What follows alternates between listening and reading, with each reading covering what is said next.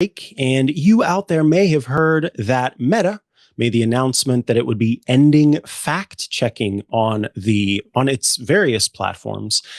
Joining us today from the Center for Countering Digital Hate is the founder and CEO, Imran Ahmed. Welcome to the show, Imran. Hi, good to be with you.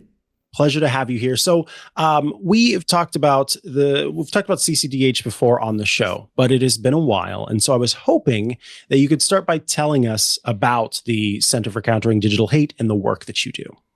Sure. I mean, the Center for Countering Digital Hate is a US headquartered nonprofit that seeks to study and then hold accountable social media companies when we find them doing wrong. So when they are lazy or that they are complicit in the generation of harms that affect our society, whether it's our democracy, it's our kids' mental health, it is increasing the amount of hate and polarization in our society. And we do groundbreaking research that gets a lot of attention. And then we go out and do policy advocacy as well. Beautiful. So let's talk about this in particular, because Meta made this announcement in part through Mark Zuckerberg, and the company has sort of framed its decision to replace fact checking with a community notes system, similar to what we've seen on X, as a move to restore free expression. I'd just love to hear your response on the rationale of this being a move to restore free expression, given the research that you've done. So it's funny. Mark Zuckerberg is someone who has changed his position on the role of moderation several times. Just a few years ago, he explained, and I think probably the most articulate explanation, the case for moderation, when he showed that the way that social media platforms are designed is that they give engagement to contentious content. So hate and disinformation, conspiracy theories have an advantage there. He had a chart where on one axis it showed how violative, which means how close to breaking the rules, the norms, the community standards of those platforms a post was.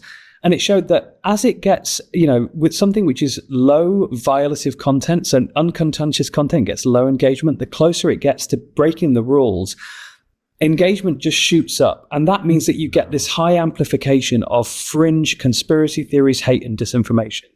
And his argument was that this natural psychological phenomenon and how his platform interacts with human psychology is why you need to have moderation, because otherwise all you would get is a timeline full of bananas, hate, disinformation, and conspiracy theories. You have to have a cutoff, and that's why they had moderation in place. He now appears to have said, he's said that one thing, he knows it to be true, and he's made this incredibly articulate explanation of why we need moderation. Not that any of his platforms were very good at it, but they had something. And now he's saying, well, for short-term political gain and to avoid me having headaches, and because in part there has been movement around the world, including in the US, for social media companies to be held more accountable and responsible for online harms, whether it's the UK's Online Safety Act, it's the EU's Digital Services Act, Florida has just enacted a ban on social media for kids under 14. He's saying in order to sort of stave off regulation and to try and win some political allies, I'm going to completely change my position on this. Now, in your statement in the sort of press release that you sent out via email, you mentioned that this change, quote, turbocharges the spread of unchallenged online lies. I was hoping, it's kind of built into the sentence there, but can you elaborate on how removing fact checking might amplify misinformation and hate speech on Meta's platforms? Because I think some people would say, well, those community notes features are there, so will it actually? Well, we actually did research on community notes on X, and we discovered that disinformation spread on that platform. The disinformation itself got 13 times as many views as the accompanying notes. So that's the problem with it, is that it's too little, and often it's too late, because it takes time to gain the consensus required on a note for it to be displayed. Someone can spread disinformation and there's no delay. To put a note up takes time because it requires consensus, which of course you don't require for the initial post itself. Mm-hmm. And we also found that 75% of correct community notes, which align with the findings of independent fact checkers, in short, are true, were not displayed on the accompanying disinformation post because they hadn't reached the threshold of sufficient votes to be displayed. So, the system doesn't really work that well. It's a limited solution. I'm not saying it's a bad thing. I'm saying it's insufficient on its own and forms part of a portfolio of actions taken by platforms to prevent them being overwhelmed by disinformation, hate, and conspiracy theories. But Meta has decided, and this is not about them switching from one system to another. They have made an active decision to let liars, snake oil salesmen, fraudsters, hate actors, propagandists for foreign autocrats like Vladimir Putin, Xi Jinping, and Ayatollah Khomeini unleash a tidal wave of disinformation, many times the size of anything we've seen to date. And this will inevitably increase the spread and the visibility of unchallenged lies. It will worsen the spread of hate, create more risk to our communities, damage our democracy, our public health, and the safety of our kids.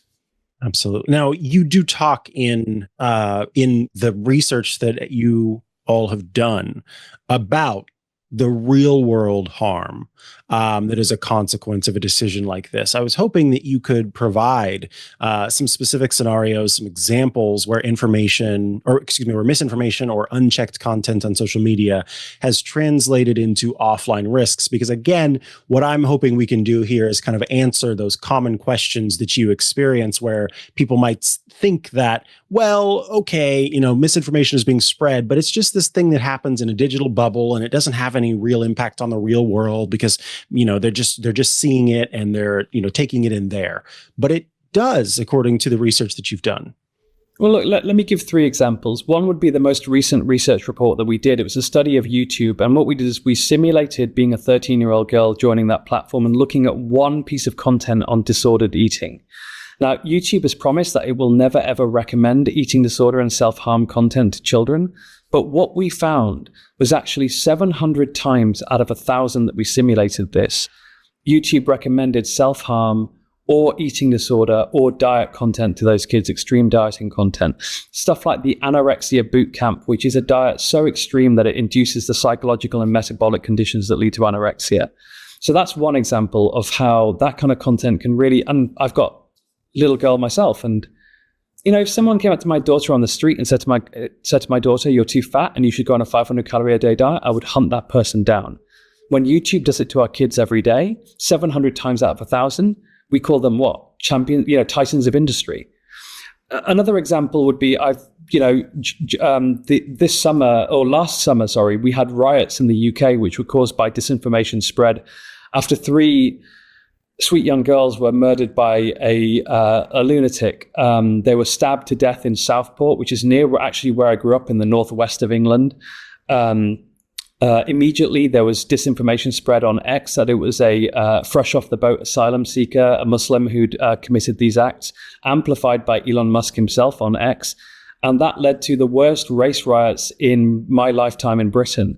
And that was all based on a lie. That was someone who was born and bred in the United Kingdom that had committed these terrible, terrible acts. And the third example would be, I think that I don't want to sort of name particular examples, but I've just been speaking to a mother of someone who was bullied online, and her son took his own life. Her name is Kristen Bride. Her son's name was Carson. He was 14 when he killed himself because he was being bullied online. Again, this is going to allow abusers and hate actors and bullies and the most malignant types of people to run amok. And it causes real world harm, whether it's riots, it's kids with eating disorders, or it's suicides. Mm-hmm. Now, Mark Zuckerberg highlighted the trade-off, as he saw it, between reducing mistakes and increasing censorship in moderation. Do you believe that there is a middle ground Meta could have pursued instead of completely and fully abandoning fact-checking altogether? The answer isn't a middle ground. It's to do better at what they do, have more people, spend more money, think harder. Look, these are meant to be the world's cleverest people, right? Or they certainly believe they're the world's cleverest people. For crying out loud, if CCDH can identify these kinds of harms, if they can identify that their systems are failing, that's because they're not trying hard enough. If they took it seriously, they would surely. It is not beyond the ken of man to work out how to build systems that are safer, that are less prone to the spread of disinformation and hate. And, Elon Musk came along and said that that's precisely what he'd do. He said he'd get rid of the bots. He told people, I believe that it would be a hellscape if people said, if these platforms became unwelcoming to people because of the sheer prevalence of hatred and disinformation in those spaces. He said that he was the genius that would fix it. It turns out his way of fixing it is going, well, I can't fix it, so guess anyone can do what they want, mate. Now, lastly, and I think this is what impacted me personally the most in seeing this come through. It's Meta's global influence. Meta is, one of the certainly one of the biggest social media networks out there, but the company has now, far-reaching, impact. And so, given that global influence, how do you think this decision will affect content moderation and online safety standards beyond the United States and beyond just Meta itself? Is this now setting precedents for others to follow suit? Well, what's really interesting about the decision is that he's saying that he's only going to do this in the US. He's not doing it in the EU or the UK, which have got laws in place to protect consumers and users from lazy, greedy social media oligarchs. And so where there is regulation, where there is accountability, where there is transparency, these companies feel incapable of changing their rules. It's only in the US where they feel that they are politically ascendant and that there's little risk of regulation, of a Kids Online Safety Act or other things being passed, that they feel comfortable doing this. So actually, American users and citizens and children and parents will be more at risk than parents and children and citizens around the world. But I do think it's indicative of the direction of travel they want to take us in. And the truth is that, the disinformation that's spread in the US by US actors on innately globalized platforms means that a rise in disinformation and hate in the US on those platforms will inevitably cause impact around the world. And when these platforms have negative impacts in countries that simply aren't able to cope with it, you think about the Rohingya Muslims in Myanmar. Facebook at one point acknowledged that it had been partly responsible for a genocide because of insufficiently robust moderation. For him to sit there and tell us that he thinks now that moderation's gone too far, I think the truth is quite the opposite. Imran, I want to thank you so much for taking the time to join us today to talk through this decision that came through and from the sound of it, caught the fact-checking partners of Meta off guard as well. There's a lot of great research that's going on via CCDH. If people want to be able to see that research and keep up with what you all are doing, where is the place they go to do that? Well, please, go to counterhate.com. We ourselves have never been a fact-checking partner to Meta. We don't work with the platforms or take their money. But I know lots of great and wonderful people have been. And I'm thinking of them right now because they're people who've been fighting for the truth, for decency, for science, for democracy. And they've really been, we've taken a real knock in that progress. Thank you so much for your time today. We really appreciate it.